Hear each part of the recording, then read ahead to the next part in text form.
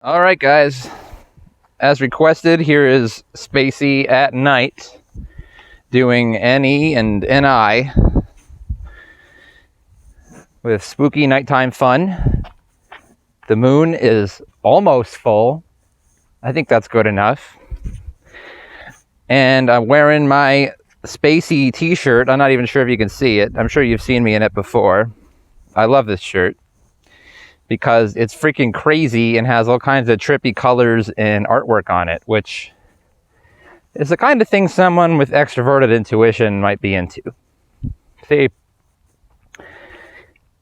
the best way to compare NE and NI is just to think of NE as divergent and NI as convergent. Meaning, NE starts from a certain point and then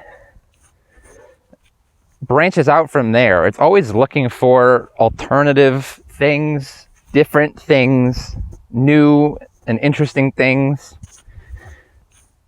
Right? I get bored easily. I want new things. I want to be blasted with colors and, lights and sounds and dreams, and I want more crazy raw data to work with.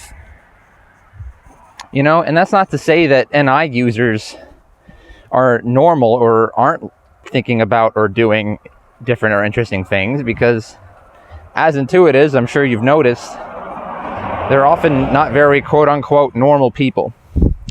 But what I mean by NI being convergent is just that they're not always looking for different ways of doing things, right? However, they will often be thinking about interesting different topics, right? They'll spend a lot of time, pondering psychology and typology and, politics and all kinds of different topics, just like an NE user will, like me. We have a lot to talk about. My younger brother's an INFJ. My Uncle Jim's an INFJ. I love talking to them about that stuff. And I, can totally talk to them on an NI level because I have 6-slot NI. Right? NI people are looking at things from a holistic perspective, right? They want everything to fit together into a unified whole. And that's what's convergent about it, right? They take all these disparate, often contradictory things and, mash them together into a singular understanding that actually does make a certain amount of sense, at least to them, right?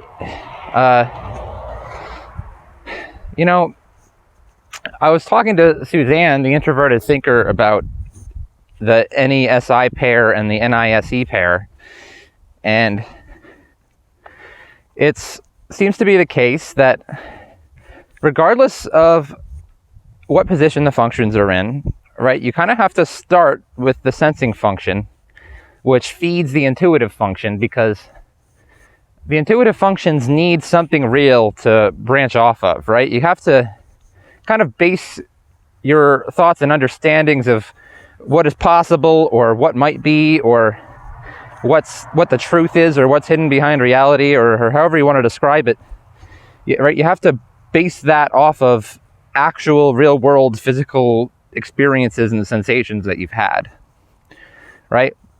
And so an NE user is going to start from an SI data point and then branch off from it, right? It's always, right, branching outward, searching for more, right? You're going in a bunch of different directions all at once, and you don't really know which of those ways is the way that you should be going. So you try to use your introverted judging function, right, to parse through all of these NE possibilities, right? Your FI or your TI is what you're going to try to use to help you determine, right, which of those things are worth following or which of them is actually true based on what you've experienced before, and a whole host of other factors, right? People with NI and SE, they're using their extroverted sensing to sort of vacuum up massive amounts of raw sensory data from the world around them, and then they're kind of like mixing all these experiences together in like a giant, witch's brew that like ferments and then, drip feeds down to this distilled singular understanding that their subconscious has sort of reached after sitting on all these experiences for a while. You kind of see NI users are the ones who often have to like sleep on things in order to come to a conclusion on them, because NI often seems like a very like passive process. It seems to take time to work compared to any, and it doesn't mean that it's any worse, but it's sort of the kind of thing that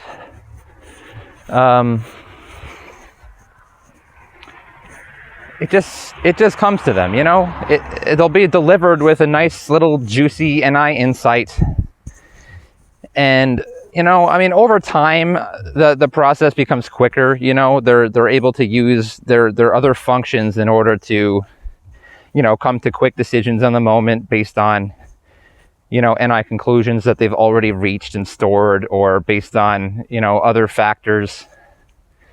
And they're often gonna want to come up with some kind of like system or heuristic based on their FE or their TE that follows, that allows them to navigate things without having to rely on kind of the slow process of NI.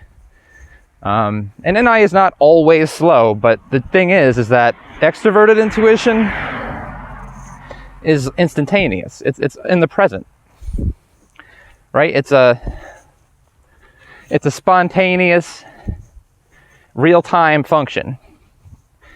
And I often hear people talking about how, SI is rooted in the past and NI is rooted in the future. It's true that both SE and NE are rooted in the present.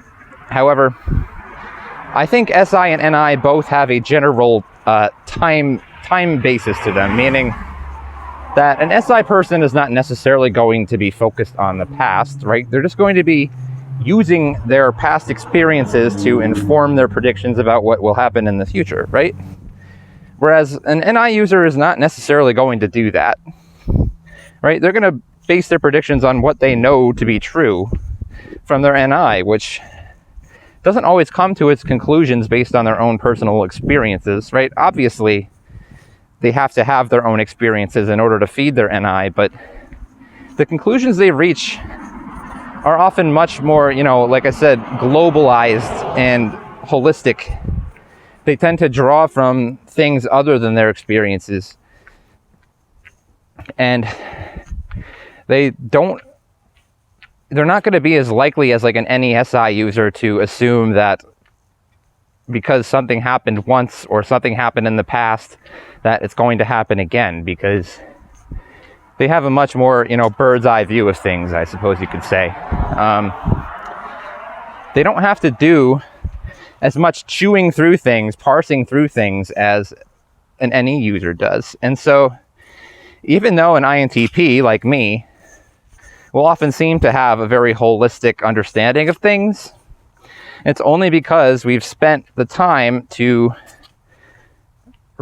use our TI to just chew and chew and chew and chew through all of these little SINE data points that we're generating to finally come to some kind of conclusion about them that usually is pretty tentative anyway, because we know there's always other possibilities. And in that way, we tend to have that pitfall where we ignore the NI of things, right? We get lost in this swamp of any possibilities, and we don't know what to do with them, right? We don't know which one's the best, which one's the most resonant, which one is the most beautiful, NI has a certain aesthetic appreciation to it. It recognizes beauty, not just in a visual sense, but in a cosmic sense. And it comes to even its, cognitive intellectual conclusions can have kind of a nice aesthetic quality to them. You know, they're just kind of like little packages that are wrapped up neatly with a bow, and they speak to people. And so a kind of a good example of this behavior is how, like, Eric, being an NE user, right, he has tons and tons and tons and tons and tons of songs that he makes, constantly making songs. Many of them aren't finished. He may return to them, he may not. A lot of his music is just kind of wacky. Like, he likes to have interesting topics for his songs. He likes neat turns of phrase. You know, he's looking for like wacky, interesting new things. He's trying to make music that nobody else makes, right? An NI user, they're definitely capable of making cool, you know, interesting, you know, out of the box music, but when they make it, they're going to look for a certain holistic sense of beauty for it to have. And it's going to tend to be the kind of music that a lot of different people can enjoy, because it kind of speaks to kind of certain fundamental aesthetic truths of reality that nobody can really deny, that certain things are just, you know, objectively beautiful, or just kind of objectively sound good in a certain way. And on the topic of beauty, it seems like people with NI and SE tend to be much more visually based. They tend to have a lot of images and objects in their head. Often when I hear NI DOMs talk, especially INFJs, for some reason, they'll start like drawing pictures in the air with their hands, and they'll be like, you know, it's kind of like an orb moving through a circle, and then it turns inside out on itself, and there's a pyramid inside, and then out of the tip of the pyramid there's a beam of light, and, you know, and they'll start describing things like that because they have this very like kind of visualized, dreamlike interpretation of things a lot of the time. Whereas it seems like the people with a lot of NE and some SI in there, they tend to be more like auditory focused. We tend to be a little bit more verbal. We're a lot about speaking and using words and making rhymes and making jokes. We tend to be more into, you know, music than visual arts. And that's not to say that NI DOMs don't make fantastic musicians, because they do. But I do notice a bit more of like an auditory focus with NE and a bit more of a visual focus with NI and SE. Just for the record, I'm not sure how much that bears out in reality, but something to take note of. Let's see here. NI users, well, you won't often see them wearing a shirt like this. They don't really try to wear clothes that are crazy, right? They actually tend to have pretty good aesthetic sensibilities because of their NI and, you know, their SE. Like my INFJ brother, he's always pretty well dressed. You know, he's kind of, for a while at least, he had this kind of a, well, I don't know what you'd call it, like a hipster, bohemian chic kind of thing. You know, he likes to go to thrift stores and, you know, find like really, really cool articles of clothing and try to mix and match them to make them look good.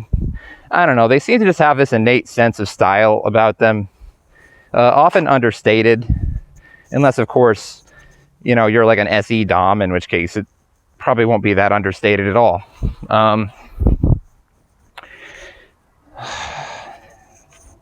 Let's see here. NE versus NI. So, NI users will fall into the trap of ignoring NE in the sense that the truths that their NI delivers to them, it delivers it to them with this absolute feeling of certainty, I guess. And maybe not absolute, but, you know, it just feels like the truth to them. And it's hard for them to then go and start considering other possibilities. You know, number one, because they're not as good with NE. And number two, because that would just completely throw a wrench in how their brain works, right? You kind of, in order for them to function, they have to assume that their NI is right.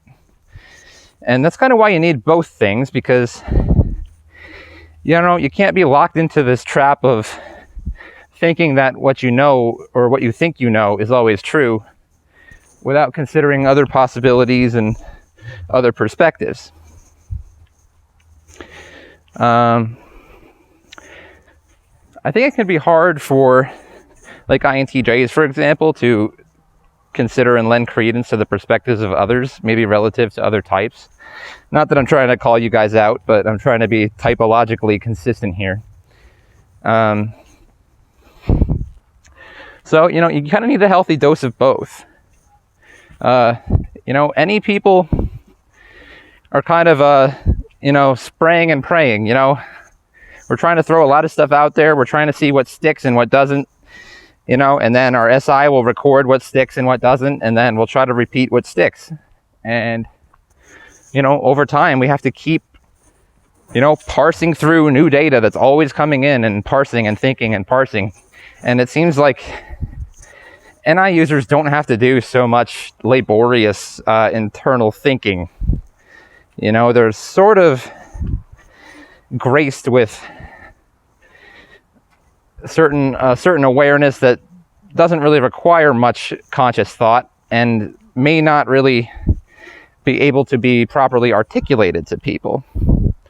They're not quite as good, right, at articulating their perceptions as the NE users are. And they rely heavily on their judging functions to kind of standardize their NI thoughts and basically make it intelligible to other people. Because otherwise, they're like, oh, well, something came to me in a dream and I know it to be true, so just listen to me, right? People need more evidence than that. And that's where your extroverted judging function comes in, to standardize it and make it palatable to other people. And then you need your introverted judging function oftentimes to properly articulate it in the way that you really want to, but probably never quite get there. I imagine an I is sort of like FI in the sense that the perceptions and the thoughts that it lends you are very hard to boil down into language, because it seems to work on a much more kind of primitive, kind of image-based level. And when I say primitive, I don't mean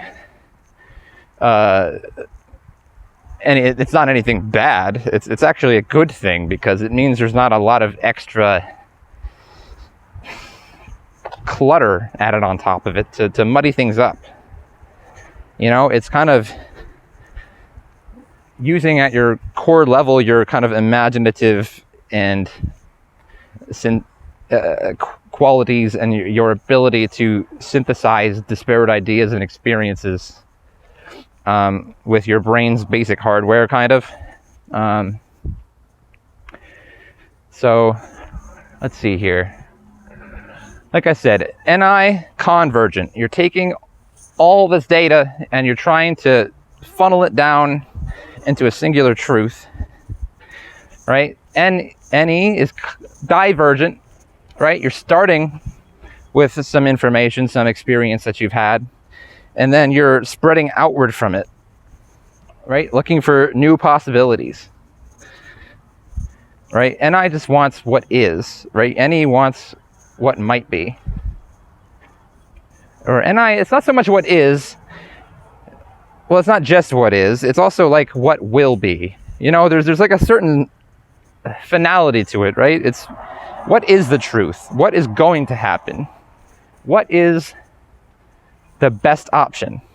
And NE goes, well, what might happen, right? What could be? What might be interesting, right? Well, could this be the best? Could that be the best?